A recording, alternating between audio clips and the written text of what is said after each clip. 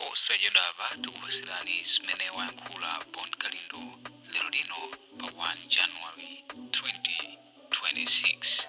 Takhalani pompo ndipo tamvetserani. The DC siku loyamba chaka pa 1 January 2026. Ine ndimati ndikufunireni nonse amene mmakonda the DC komanso amalawi nonse chaka cha nyuwani chabwino, chaka chozaza ndi chimwemwe, chaka cha madaliso makamaka kwa inu nonse amene muli osauka, amene mukuchitabe struggle mpaka pano, amene mmati kunja kukacha mmachita kugwira pakamwa kumanena kuti kodi anawa ndi adyesa chani. Mukhale ndi madaliso chaka chimenechi, chaka chimene dziko lathu likuyenera lidalisidwe, asogoleri athu adalise Mulungu, akhale ndi nzeru zoyang'ana kwambiri anthu osauka. Tikufunireni nonse amalawi zabwino kuchokera kumsanje pakana kuchitipa, nkhotakota pakana kunchinji. Komanso ndikakufunireni zabwino zonse adani anga onse amene mmati mukamakhala mmafunafuna mutamva kuti ndapanga ngozi, amene mmati mukakhala mmafunafuna mutamva kuti nne ndamwalira.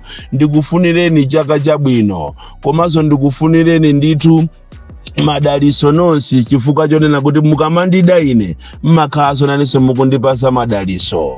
Lero pa siku la pa 1 January 2026 tikufuna tilankhulepo za system yochedwa EIS, Electronic Invoicing System, imene akufuna kuyamba AMRA kufuna kumapereka msonkho wa china chilichonse chimene chili mu grocery, chimene ogulisa katundu atazikhala nacho. Msonkho umene unakanidwa ku Kenya, ku Zambia, ku Tanzania. Msonkho umene ngati boma simusamala, makampani ambiri komanso mashopu ambiri aseka kumapita maiko ena.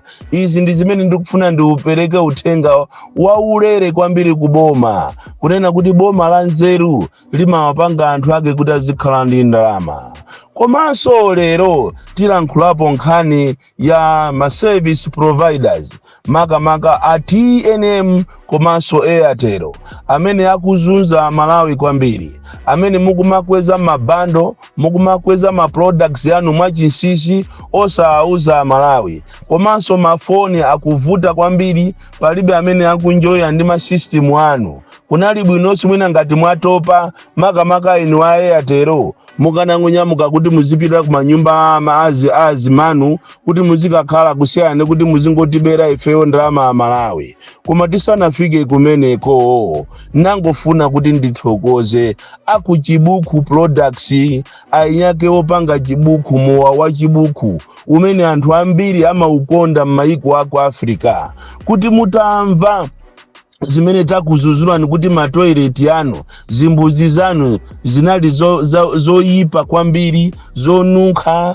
zophochokola, zobuloka, munaganiza mwa machawi kunena kuti no mukabwerese zimpopa zipope kumeneko ku matoilet ko, komanso kuti muhambe kuyikako matishu. Ichi ndiye chinthu cha nzeru kwambiri. Munthu ukamazuzulidwa ndiye kuti ukukondedwa. Andi makampani ena akati azipanga zimene kapena anthu ena kapena oloma ministries akati azipanga zimene zakazuzulidwa, nthawi yomweyo audio ikatuluka ndikutenga action monga mmene atengera akuchibuku action, titawazuzula kuti akupanga mowa okoma koma zimbuzi zawo ndizonyasa kwambiri, zimbuzi zobloka. Komanso anthu amachita kutenga zikonyo komanso makatoni ndikumagwirisa chito kuchimbuzi kujako, zimene zijazo sizabwino, uve si wabwino. Choncho tikuthokozeni inu akuchibuku products, mutamva uthenga kunena kuti zimbuzi zanu simuli bwino, sizili bwino. Management ya kumeneko yapanga machawi, anaitanisa zimpopa za popa manyi wonse kumeneko, komanso kwa koropedwa, komanso kwa ikidwa matishu. Tikupempheni bwana amene mmayang'anira kumenekoko, chonde pentaniso zimbuzizo mkati mupente, komanso muyikemo zonunkhirisa. Anthu mulembe special person okuyang'anira ni zimbuzi, chifukwa akati office, akati ni nyumba yabwino, akati awondo okongola, amanena chimbuzi popanda chimbuzi ayi ndiye kuti palibe chimene chingachitike. Anthu ena amene tikufuna ndi ayamikire lero ndi akuluakulu aku Queens. Queens itamvanso nayo chipatala cha Queens kunena kuti azuzulidwa nkhani zozunza anthu, madokotala sakusamala anthu, manesi sakusamala anthu, komanso ku overflow ku magalasi ukoko zimbuzi sizili bwino, bafa sizili bwino, anthu akumachita kuima panzere ngati ku Adimaki, nawonso anaimba foni management ya ku Queens ko kuthokoza kunena kuti mwatilankhulira ndipo talandira mafoni komanso mawero wishers amene akufuna atengepo action pa nkhani imene iyi. Andi mchitidwe umene uwu amanesi omathandiza anthu ali pa foni, mchitidwe wa madokotala ochita neglect anthu aku emergency, mchitidwe wathu osasamalira anthu ambiri akudandaula. Choncho zimene ino mukupanga DC Mulungu azikudalisani, inenso ndaadalisaso iwo chifukwa cha kuimba foni. Nkhani yathu yoyamba lero ikupita kuboma kunena kuti Mulungu akudalisani. Izi zachitika chaka chinozi, mvula kumabwera ziko lonse nthawi imodzi, sizinayambe zachitikapo. Zikungoonesa kuti ulamuliro umene wamuthalika Mulungu waukondwera nawo kwambiri, Mulungu wadalisa kwambiri, akumva kukoma Mulungu kumwambako. Mvula yobwera bwino, andi mvula imene iyi ino ngati boma simuigwirisa ntchito mweni moyenerera, muziwe kuti ndiye kuti tiluza. Chifukwa ku Malawi kunoko anthu amadalira kulima, amadalira yote, amadalira chimanga. Taona nimene Mulungu adalisira chonde program imene iyi through Ministry of Agriculture, programu ya fertilizer itapanga de machawi muiyang'ane with a critical eye. Programu ya fertilizer ili ndizovuta zambiri mmadera mose Malawi muno, sini kufuna kuti ndizichula kuti yayi. Programu imene yakumana ndi anthu oyipa amene akumagulisa anthu fertilizer modula. Ena akumagula 70,000, ena 40,000, ena 50,000 kuenjezera pa 10,000 ya boma ijayo. Zimene sizi kuchita bwino. Andi chodabwisa nchionena kuti kapena chomvesa chisoni akupanga zimene zizini mafumu, anthu aku DC, anthu aku agriculture, zimene ndikulakwira boma chifukwa programu ndi ya munthu osauka amene sangakwanise. Anthu lero ikupezeka kuti programu yokongola ngati ikupezeka kuti anthu amene akupindula ndi anthu olemera okhaokha, anthu osauka sakulemera kapena kupeza nawo fertilizer kuti nawonso akalibere kumunda kwawo. Mvula yabwino koma tiyiona ngatoka programu imene iyi yosakhala bwino, chimanga chizakhalako chaka chamawa chifukwa cha anthu ena antongwe anthu oyipa kwambiri amene akuchita sabotage programu imene ya boma. Lero tikukamba nkhani ya electronic invoicing system.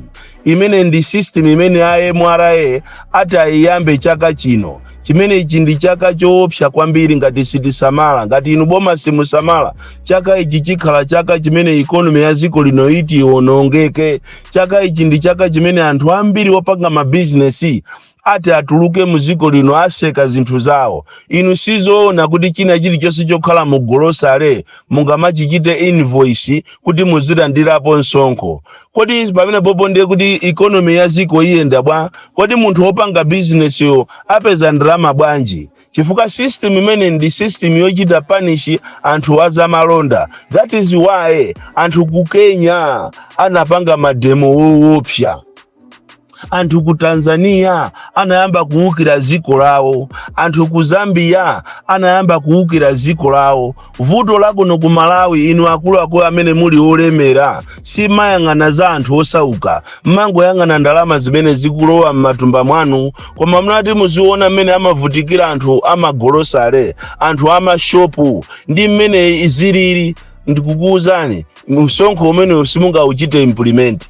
koma vuto la akulu ambiri mmakhala ndi executive arrogance, simmafuna kumva mukamauzidwa oti mene tikukuuzani mukungotukwana komana kuti wachamba ameneyo osaphunzira ameneyo. Koma ndikusimikizireni inu aboma, ngati simusipanga machawi, ngati simusintha program imeneyi yokunena kuti muchite implement electronic invoicing system, ngati simusintha m'Malawi muno mukhala mademo wowopsa pakati pa January ndi February. Ndaziona kale mmalotomo kunena kuti anthu ambiri akhala akuukira boma lanu ngati program imene AMRA anakaikopera ku Rwanda, ziko la nkhanza limene limapanga nkhanza anthu ache. AMRA ndikukakopera system imene kunokonso ku Malawi muziwe kuti kukhala zoopsa kwambiri, ndipo anthu ambiri sakondwa, komanso a business aseka andi mavuto ake atakhalepo ndi azaoneni zoputa dala zokopera. Izi zikupwetekesani. Ndangofuna ndikuuzeni aboma kunena kuti system imene mukufuna muyambise AMRA mutagulisa kale anthu machini modula kuti china chilichonse chogudwa mu grocery iniyo muzichiziwa. Imene ijayo mukuichita abandoni, mukufuna muyambe system ina mupwetekesa anthu osalakwa, amaka anthu osauka. Mukufuna inu muzikhala ndi ndalama zambiri ngati boma pomwe anthu azisauka. Imeneyo ndiyo sagwira. Nkhani ina imene tikufuna tilankhule lero ndiyo khuza ma service providers ATNM komanso Airtel. Ndimati ndikupempheni kunena kuti ngati mwatopa kuli bwino munyamuke muzipita kwa amano, museke makampani. Izi ndikunena kuzera pempho limene likupita ku Makra kunena kuti Amalawi ambiri akudandaula ndi mmene akuchitira Airtel komanso ATNM.